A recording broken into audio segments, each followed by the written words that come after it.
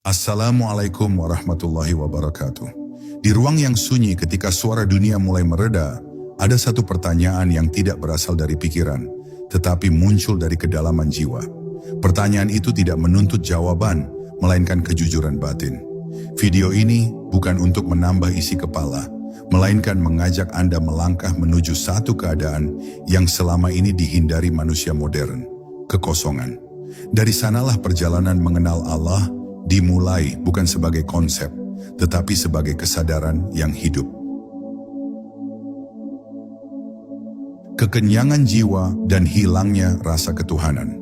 Manusia hari ini hidup dalam keadaan penuh informasi, penuh pemahaman, penuh pendapat, bahkan penuh dalil. Namun di balik kepenuhan itu, ada sesuatu yang perlahan menghilang. Rasa kehadiran Allah di dalam kesadaran. Hati menjadi bising, pikiran tidak pernah berhenti berbicara, dan jiwa kehilangan ruang untuk diam. Dalam keadaan seperti ini, manusia sering merasa dekat secara lisan, tetapi jauh secara rasa. Kepenuhan ini tidak selalu terlihat sebagai masalah. Justru sering disalahpahami sebagai tanda kemajuan spiritual. Semakin banyak tahu, semakin merasa mengerti, semakin yakin dengan sudut pandang sendiri. Tanpa disadari, yang tumbuh bukanlah ketundukan, melainkan ego yang mengenakan pakaian agama. Ego yang berbicara atas nama kebenaran, tetapi tidak lagi menghadirkan kerendahan di hadapan Allah. Ketika jiwa terlalu penuh, tidak ada ruang bagi cahaya untuk masuk. Seperti gelas yang diisi sampai meluap, apapun yang ditambahkan hanya akan tumpah, bukan mengisi. Begitulah batin manusia. Selama masih merasa memiliki, memahami dan menguasai, selama itu pula hakikat ketuhanan tertutup oleh kepemilikan rasa aku. Disinilah jarak itu muncul, bukan karena Allah jauh, tetapi karena kesadaran terlalu sesak. Banyak orang mencari Allah dengan cara menambah, bukan mengurangi. Menambah bacaan, menambah amalan, menambah metode, menambah pengakuan. Padahal dalam jalan makrifat yang dibutuhkan justru pelepasan. Pelepasan dari rasa mampu, rasa tahu, dan rasa memiliki perjalanan spiritual. Selama semua itu masih dipeluk, kesadaran belum siap menerima yang maha hadir. Kenyang secara batin membuat manusia sulit merasakan hening. Ketika diam, pikiran tetap bergerak. Ketika sunyi, suara batin justru semakin ramai. Doa berubah menjadi monolog panjang yang penuh tuntutan, bukan kepasrahan.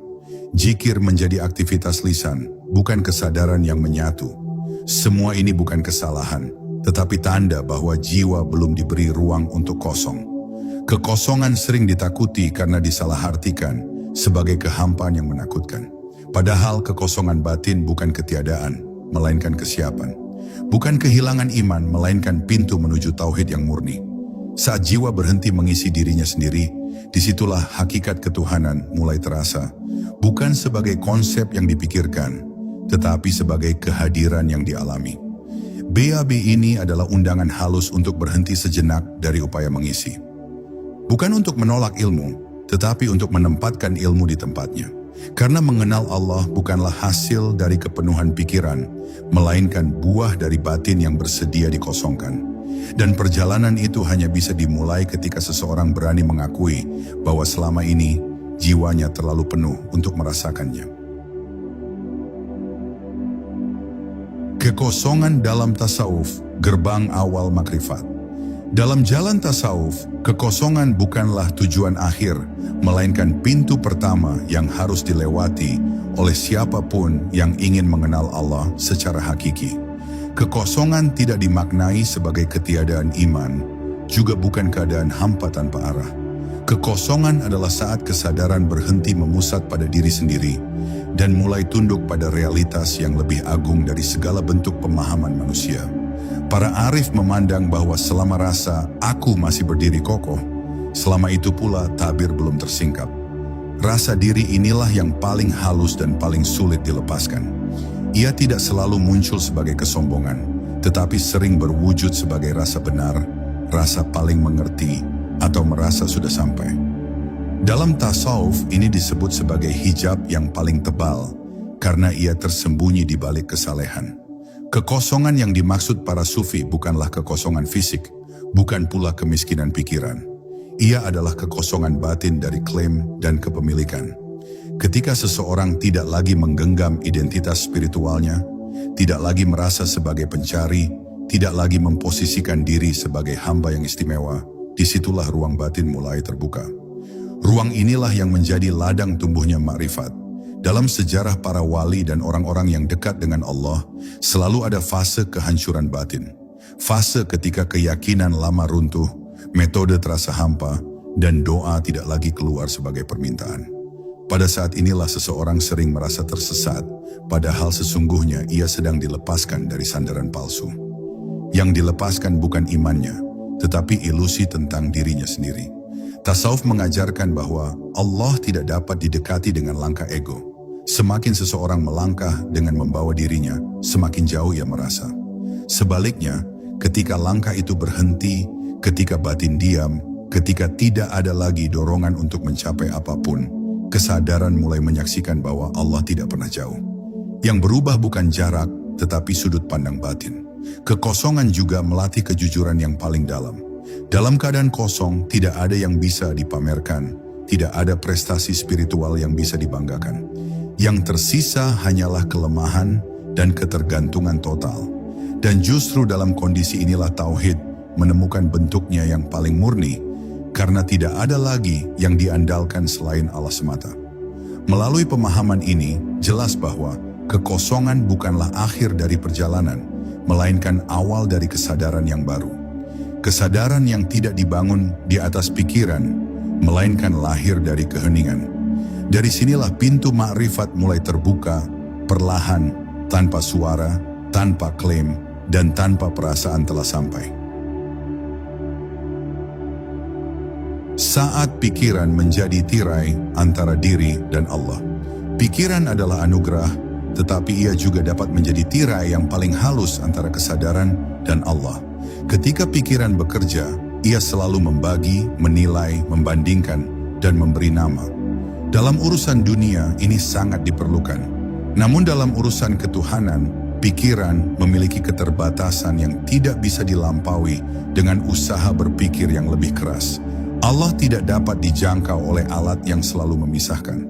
Banyak orang mengira bahwa semakin banyak memahami konsep ketuhanan, semakin dekat ia dengan Allah. Padahal yang sering terjadi justru sebaliknya. Pikiran yang dipenuhi konsep membangun jarak yang tak terasa. Setiap definisi menjadi batas, setiap penjelasan menjadi sekat. Tanpa disadari, Allah ditempatkan sebagai objek pemikiran, bukan sebagai realitas yang menghidupi kesadaran itu sendiri. Dalam tasawuf, dikenal satu kesadaran penting bahwa apapun yang terlintas di pikiran tentang Allah, itu bukanlah Allah. Pikiran hanya mampu membentuk bayangan, sementara hakikat ketuhanan berada di luar jangkauan bayangan tersebut. Selama kesadaran sibuk mengamati gambaran, ia akan melewatkan kehadiran yang nyata. Inilah sebabnya mengapa keheningan lebih jujur daripada penjelasan yang panjang. Pikiran juga melahirkan kontrol. Ia ingin mengatur proses spiritual, menentukan hasil, dan menilai kemajuan. Dari sinilah muncul kegelisahan, kebanggaan, dan kekecewaan. Ketika merasa berhasil, ego menguat. Ketika merasa gagal, batin terluka. Semua ini adalah permainan pikiran yang membuat jiwa terus bergerak, padahal yang dibutuhkan justru berhenti. Melepaskan pikiran bukan berarti memusnahkannya, melainkan menempatkannya di posisi yang tepat. Pikiran dibiarkan ada, tetapi tidak lagi menjadi pusat. Ia hadir sebagai alat, bukan sebagai penguasa. Dalam keadaan ini, kesadaran mulai beralih dari berpikir menuju menyaksikan. Dari upaya memahami menuju keikhlasan untuk hadir. Saat pikiran tidak lagi mendominasi, muncul ruang yang sangat halus. Ruang tanpa komentar, tanpa penilaian, tanpa narasi batin. Di ruang inilah ketenangan sejati mulai terasa. Bukan ketenangan karena masalah hilang, tetapi ketenangan karena tidak ada lagi yang ingin menguasai apapun. Kesadaran menjadi sederhana, jujur, dan lapang. Dari lapangnya ruang batin inilah kekosongan mulai menampakkan hakikatnya. Bukan sebagai kehampaan yang menakutkan, melainkan sebagai pintu masuk menuju titik nol. Titik di mana pikiran berhenti memimpin dan kesadaran berserah sepenuhnya. Dari sini, perjalanan menuju Allah tidak lagi dilakukan oleh pikiran, tetapi oleh keheningan yang hidup. Titik nol, saat diri tidak lagi menjadi pusat. Titik nol bukanlah sebuah keadaan yang dicapai dengan usaha keras, melainkan sebuah kondisi yang muncul ketika segala usaha dihentikan.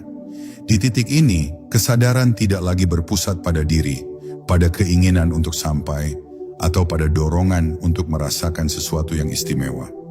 Yang tersisa hanyalah kehadiran murni, tanpa tujuan, tanpa arah, dan tanpa klaim apapun.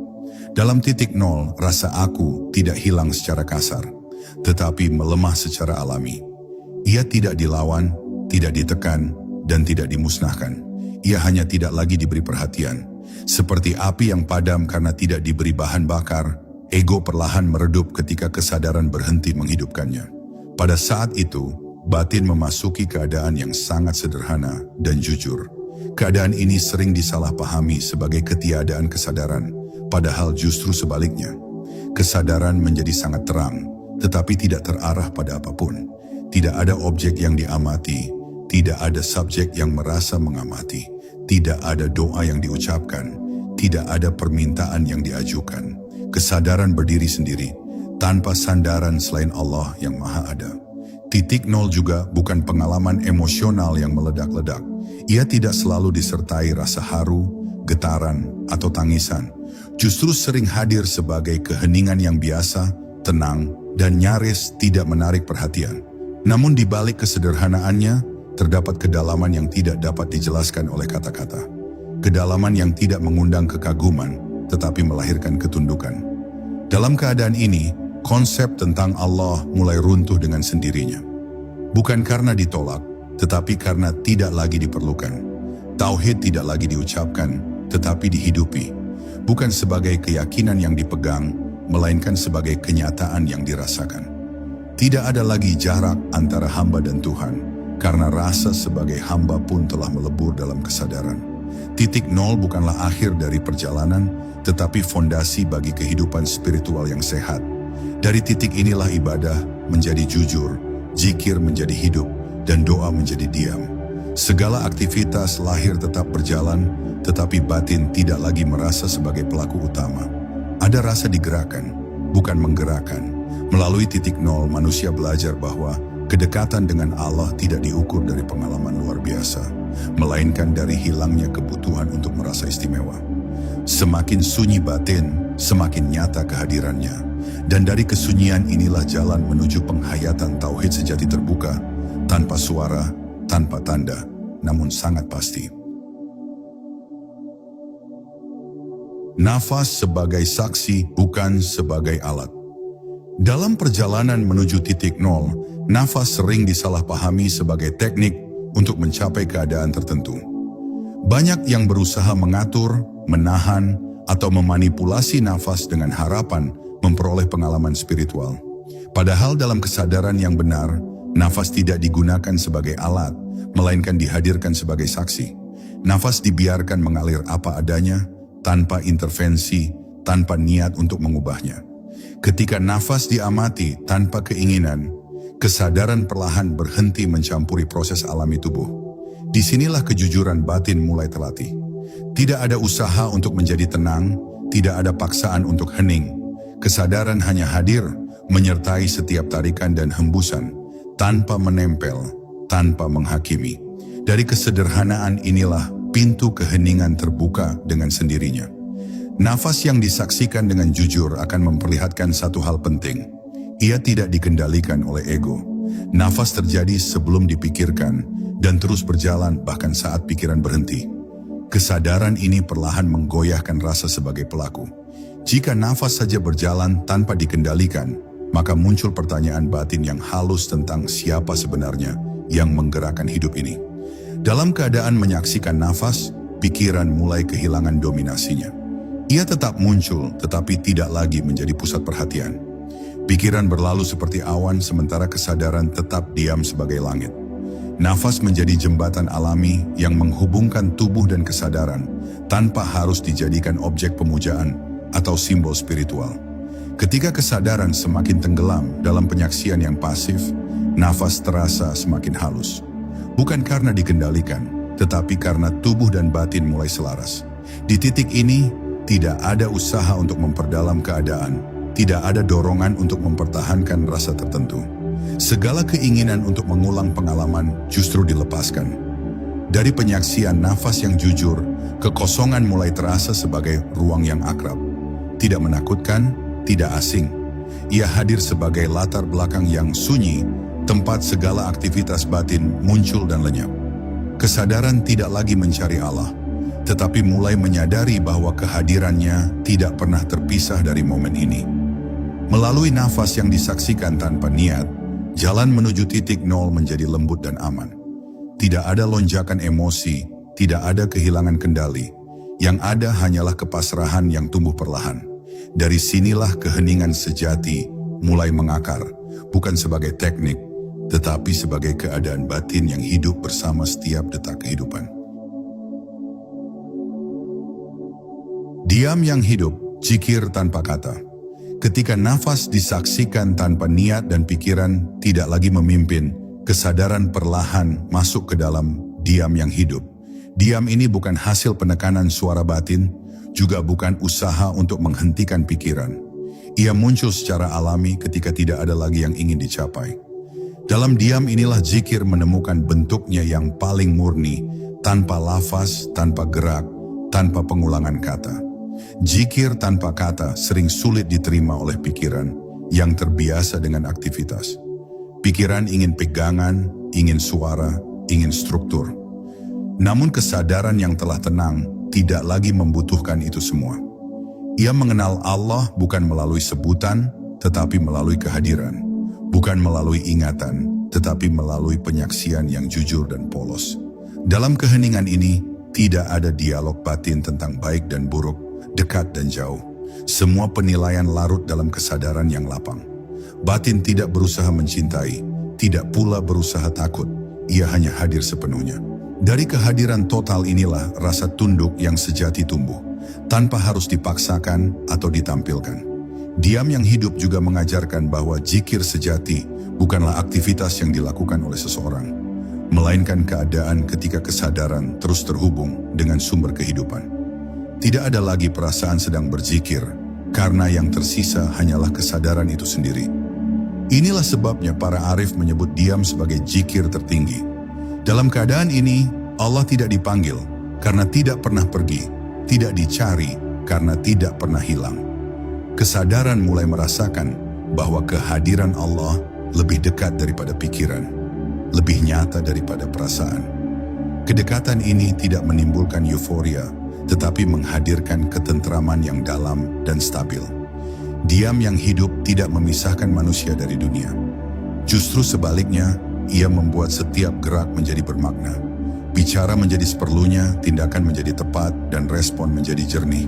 Tidak ada dorongan untuk menunjukkan kedalaman batin, karena kedalaman itu sendiri telah menjadi tempat berpijak. Melalui keheningan, inilah manusia mulai memahami bahwa mengenal Allah bukan tentang seberapa sering menyebut namanya, tetapi seberapa jujur kesadaran hadir di hadapannya. Diam bukan kekosongan yang mati, melainkan ruang hidup tempat tauhid bernafas tanpa kata. Saat kekosongan hadir, dan ujian kejujuran batin. Ketika kekosongan mulai hadir secara nyata, banyak hal dalam diri mengalami pergeseran yang halus namun mendalam. Rasa sebagai pusat kehidupan perlahan memudar, digantikan oleh kesadaran yang lebih lapang dan tenang. Dalam keadaan ini, tidak ada sensasi besar yang perlu dikejar, justru yang terasa adalah kesederhanaan yang jujur. Namun disinilah ujian batin yang sebenarnya dimulai. Ujian pertama datang dalam bentuk rasa istimewa. Batin bisa saja tergoda untuk menganggap kekosongan sebagai pencapaian pribadi. Muncul bisikan halus bahwa diri telah sampai pada tingkat tertentu. Inilah jebakan yang paling berbahaya, karena ia menghidupkan kembali ego dalam bentuk yang lebih halus. Jika ini terjadi, kekosongan segera berubah menjadi kepemilikan dan kejernihan pun memudar. Ujian berikutnya adalah keinginan untuk berbagi sebelum waktunya.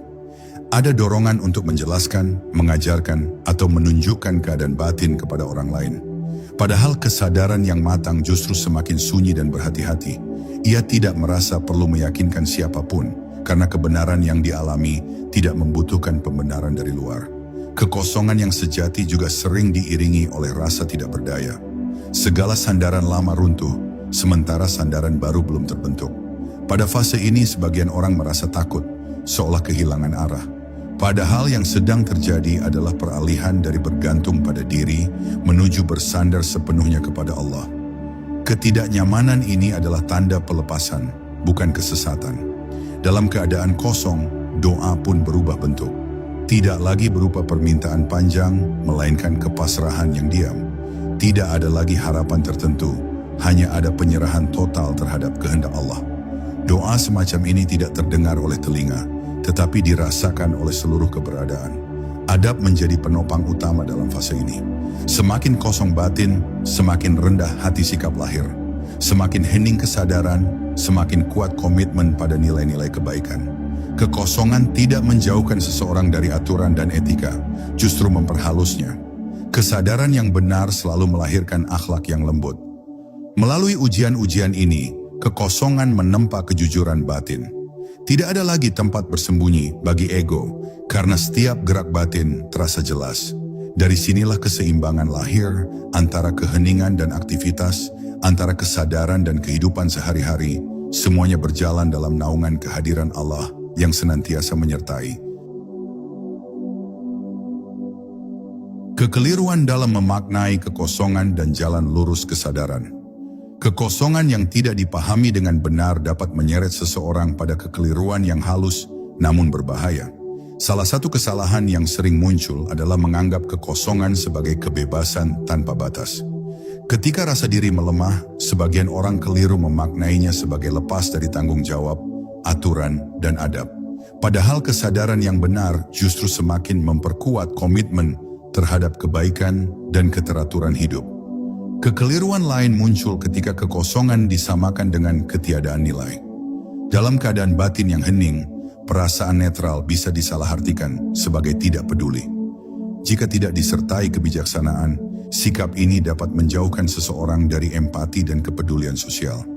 Padahal kekosongan yang sejati membuka hati, bukan menutupnya. Ia melembutkan, bukan mengeraskan. Ada pula bahaya ketika kekosongan dijadikan identitas baru. Seseorang mulai merasa berbeda, merasa lebih dalam, merasa berada di tingkat kesadaran tertentu. Identitas ini mungkin tidak diucapkan, tetapi terasa dalam sikap dan cara memandang orang lain. Inilah tanda bahwa ego belum benar-benar luruh, melainkan hanya berganti bentuk yang lebih halus dan sulit dikenali. Kesalahan berikutnya adalah menolak peran akal dan syariat. Sebagian orang yang merasakan keheningan batin mulai meremehkan aturan lahir, seolah kesadaran batin sudah cukup. Padahal jalan yang lurus selalu menjaga keseimbangan antara batin dan lahir. Kesadaran tanpa tuntunan akan mudah tergelincir, sementara aturan tanpa kesadaran akan menjadi kering. Kekosongan juga tidak boleh dijadikan pelarian dari masalah kehidupan. Diam bukan untuk menghindari tanggung jawab, tetapi untuk menjernihkan respon. Jika seseorang menggunakan keheningan untuk lari dari konflik, kewajiban, atau luka batin yang belum diselesaikan, maka yang terjadi bukan pendewasaan, melainkan penundaan yang berkepanjangan. Jalan lurus dalam kesadaran ditandai oleh kesederhanaan dan konsistensi. Tidak ada keinginan untuk tampil berbeda, tidak ada kebutuhan untuk diakui.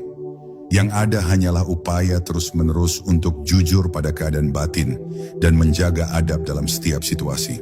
Kesadaran yang benar selalu membuat seseorang semakin manusiawi, bukan menjauh dari kemanusiaannya. Dengan memahami potensi kekeliruan ini, kekosongan dapat dijalani sebagai anugerah, bukan jebakan. Ia menjadi ruang bening tempat hikmah tumbuh, bukan alasan untuk merasa tinggi. Dari sinilah kesadaran dapat terus berkembang dalam bimbingan Allah, tetap rendah hati, dan tetap berpijak di jalan yang lurus. Menjadikan titik nol sebagai dasar kehidupan sehari-hari. Kekosongan dan titik nol bukan untuk disimpan sebagai pengalaman sesaat, melainkan dijadikan dasar dalam menjalani kehidupan sehari-hari. Kesadaran yang telah mengenal keheningan tidak perlu menarik diri dari dunia, justru ia kembali ke aktivitas dengan kejernihan yang baru. Segala peran tetap dijalani, namun tidak lagi dibebani oleh rasa memiliki dan kelekatan berlebihan. Dalam keseharian, titik nol hadir sebagai sikap batin yang tidak reaktif. Ketika menghadapi pujian, batin tidak membesar. Ketika menghadapi celaan, batin tidak runtuh. Kesadaran tetap berada di tengah, tidak condong ke satu sisi. Dari posisi inilah seseorang mampu merespon kehidupan dengan kebijaksanaan, bukan dengan dorongan emosi yang spontan. Ibadah pun mengalami perubahan kualitas. Salat tidak lagi terasa sebagai kewajiban yang dipikul, melainkan sebagai ruang kembali ke kehadiran. Zikir tidak selalu diucapkan, tetapi hidup dalam kesadaran yang menyertai setiap gerak. Doa tidak selalu diminta, tetapi dijalani sebagai penerimaan terhadap apapun yang dihadirkan oleh Allah dalam hidup. Dalam hubungan dengan sesama, titik nol melahirkan sikap mendengar yang sejati. Tidak tergesa-gesa menilai, tidak sibuk membenarkan diri. Kesadaran yang kosong memberi ruang bagi orang lain untuk hadir apa adanya. Dari sinilah empati tumbuh secara alami, tanpa harus dipaksakan oleh norma atau tuntutan moral semata. Pekerjaan dan tanggung jawab duniawi tetap dijalankan dengan sungguh-sungguh, tetapi tanpa beban identitas. Tidak lagi bekerja demi pengakuan, tidak lagi berjuang demi pembuktian diri. Yang ada hanyalah keterlibatan penuh dalam setiap tugas, disertai kepasrahan terhadap hasil. Kesadaran bekerja, bukan ego yang menuntut. Titik nol juga mengajarkan keseimbangan antara usaha dan tawakal. Usaha dilakukan dengan maksimal, namun batin tidak melekat pada hasil. Ketika berhasil disyukuri tanpa berlebihan, ketika gagal diterima tanpa menyalahkan. Dalam keadaan ini, hidup terasa lebih ringan, meski tantangan tetap ada. Dengan menjadikan kekosongan sebagai fondasi, kehidupan tidak kehilangan makna, justru semakin kaya. Setiap momen menjadi tempat berjumpa dengan kehadiran Allah. Tidak perlu menunggu hening khusus atau waktu tertentu. Kesadaran telah belajar untuk tinggal di titik nol, bahkan di tengah hiruk-pikuk dunia. Belajar tentang Allah dari kekosongan, kembali ke fitrah. Belajar tentang Allah dari kekosongan bukanlah proses menambah sesuatu yang baru, melainkan mengingat kembali apa yang sejak awal telah ada. Dalam kekosongan, lapisan-lapisan kepalsuan diri terlepas satu persatu. Identitas, klaim, dan rasa memiliki yang selama ini menutupi kesadaran perlahan luruh, menyisakan fitrah yang jernih dan sederhana. Fitrah ini tidak berisik, tidak menuntut, dan tidak ingin diakui. Ia hadir sebagai kesadaran yang apa adanya tanpa topeng spiritual. Dalam keadaan ini, mengenal Allah tidak lagi menjadi pencarian yang melelahkan. Tidak ada jarak yang harus ditempuh, karena yang dicari ternyata selalu lebih dekat daripada diri sendiri. Kekosongan mengajarkan bahwa Allah tidak bisa didekati dengan membawa apapun. Tidak dengan amal yang dibanggakan, tidak dengan ilmu yang dipertontonkan, dan tidak dengan pengalaman batin yang disimpan sebagai identitas. Semakin ringan batin, semakin lapang ruang kesadaran untuk menerima kehadirannya. Dalam kesadaran yang kosong, tauhid tidak lagi menjadi konsep yang dihafal, tetapi kenyataan yang dirasakan. Tidak ada lagi dualitas antara yang menyembah dan yang disembah. Yang ada hanyalah kepasrahan total terhadap kehendak Allah, tanpa syarat, tanpa negosiasi, dan tanpa harapan tersembunyi. Kekosongan juga melahirkan keberanian untuk jujur sepenuhnya. Jujur terhadap kelemahan, keterbatasan, dan ketergantungan mutlak pada Allah. Kejujuran inilah yang menjadi inti penghambaan sejati.